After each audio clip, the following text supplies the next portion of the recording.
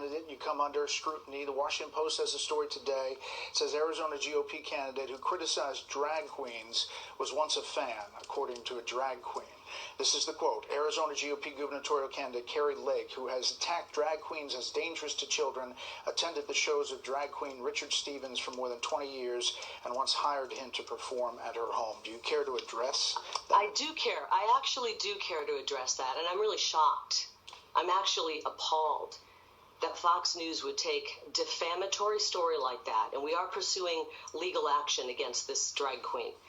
I'm appalled that you would bring that up when you have not talked about our stolen election. You failed to talk about that. We just spent 3 questions, Ms. Lake, talking about this.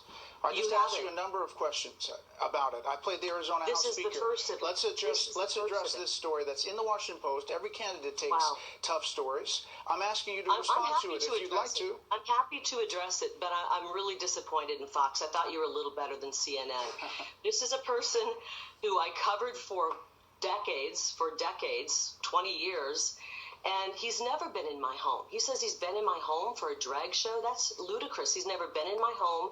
He's lied. We tried to serve him defamation papers, and he's so shady that we can't even track him down because he's not even welcome at the places that he works. I'm sorry, but this is the last question I'm going to ask. What about these pictures of you with him, Richard Stevens?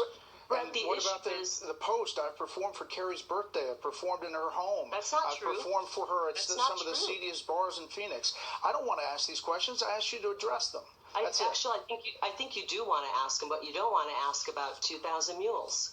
I think you do want to ask about this.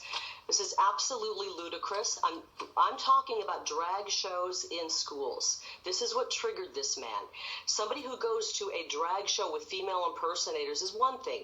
We don't want our tax money going into drag shows at school. Okay, I understand what you're making a difference there, but you're saying his allegations are wrong, is what you're saying.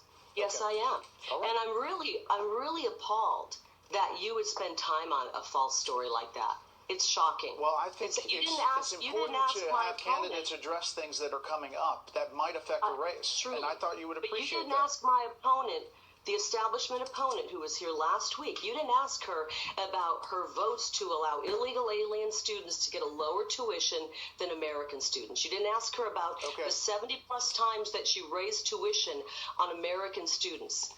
You didn't ask her any tough questions. That's not true.